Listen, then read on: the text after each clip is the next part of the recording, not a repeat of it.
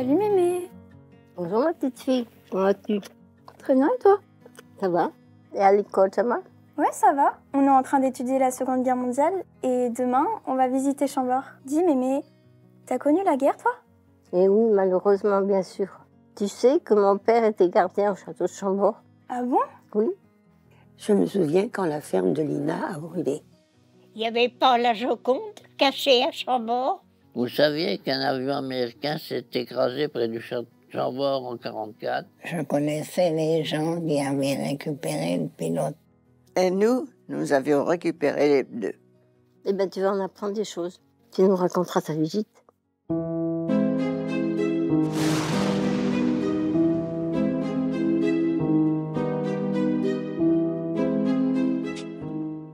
Bonjour à tous et bienvenue dans l'exposition consacrée à l'histoire de Chambord pendant la Seconde Guerre mondiale. Comme vous l'avez certainement déjà vu en classe, quelques jours avant la déclaration de guerre, les œuvres d'art des principaux musées parisiens quittent la capitale pour la province de façon à être mises à l'abri des éventuels risques de vol ou de bombardement. Et Chambord est naturellement choisi pour être le lieu de stockage temporaire de ces œuvres avant qu'elles ne soient transférées vers d'autres dépôts.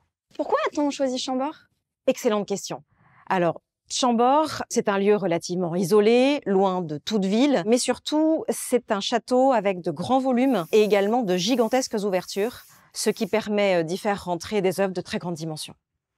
Les premières œuvres arrivent le 28 août 1939 et au fur et à mesure de leur livraison, puisque cela va durer tout au long de la guerre, on finit par totaliser près de 4000 mètres cubes de caisses dans tout le château. 4000 mètres cubes?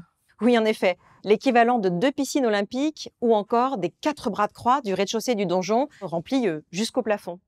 Et avec ces milliers d'œuvres, Chambord finit par devenir le principal dépôt français. Ça devait être compliqué de s'y retrouver avec toutes ces caisses.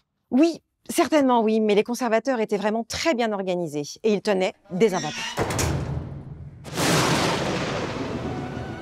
Exactement. Non seulement nous tenions des inventaires précis, mais nous ouvrions les caisses pour examiner les œuvres, les étudier et parfois même les restaurer. Oh, merveilleux. Je vous présente Pierre Chômeur, le chef du dépôt de Chambord. Et de Fougères-sur-Bièvre et Cheverny. Mais bon, passons. J'étais aidé dans ma tâche par des conservateurs et des gardiens, tous conscients de la lourde mission qui leur était confiée. Préserver les trésors des collections nationales et de quelques collections privées. Mais est-ce que ce dépôt était secret?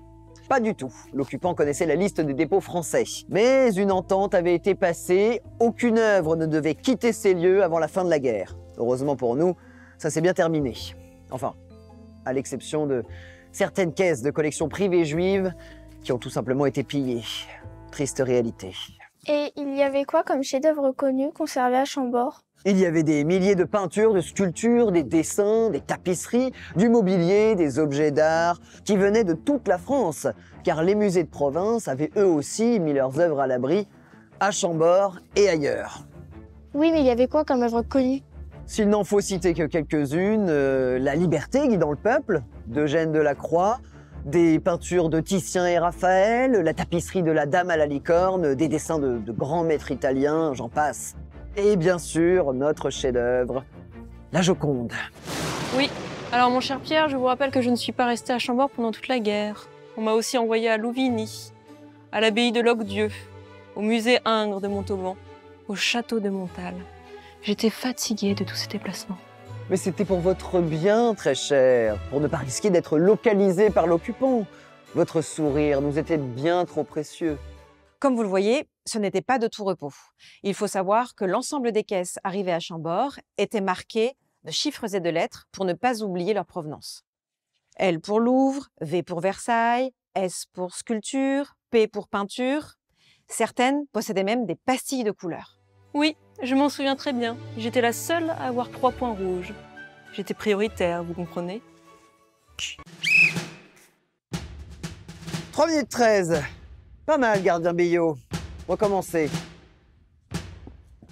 Bien sûr, la lutte contre l'incendie. Une grande préoccupation que vous avez extrêmement bien gérée, Pierre. Mais tout à fait, Alexandra. J'ai formé une trentaine de gardiens pour prévenir tout risque d'incendie. J'organisais des exercices chronométrés. Et pour les équipements, nous étions à la pointe de la technologie. Extincteurs dans toutes les salles, motopompes reliées à des citernes, alimentées par la rivière du Causson. Mais est-ce que le château il a pris feu? Non, fort heureusement, mais ce n'est pas passé loin. Un bombardier américain parti d'Angleterre a essuyé des tirs ennemis à l'approche de Paris. L'avion n'avait plus qu'un seul moteur sur 4 et il a vite perdu de l'altitude. L'équipage a dû l'évacuer en parachute. L'avion s'est écrasé à Chambord, à quelques dizaines de mètres du château. Je m'en souviens comme si c'était hier, 22 juin 1944.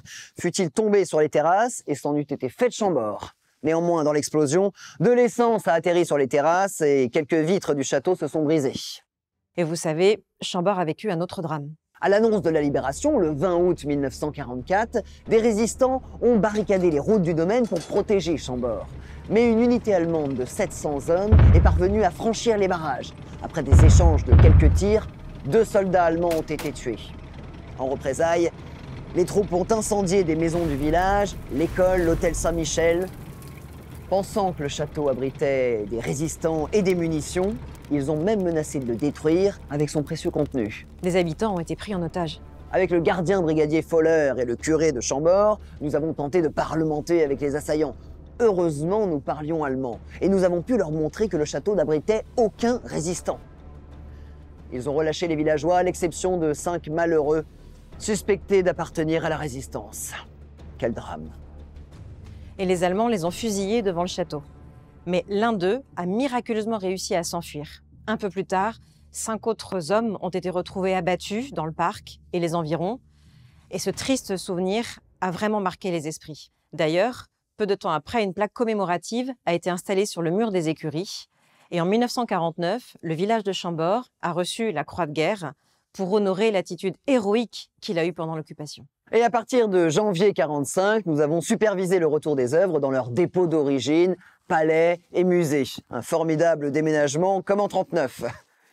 Nous avons la fierté du travail accompli. Les musées ont rouvert leurs portes et le public est revenu admirer les œuvres sans se douter de l'incroyable aventure que leur sauvetage a représenté. Mais nous ne cherchons pas de remerciements, c'était notre devoir. Comme l'a si bien dit notre estimée collègue Rose Valland, il s'agissait de sauver un peu de la beauté du monde. Bien noble cause, et Chambord y a largement contribué. Merci Pierre pour cette intervention. Vous avez passionné nos jeunes, qui, j'en suis sûre, s'en souviendront longtemps. Et vous, qu'avez-vous retenu de cet épisode ?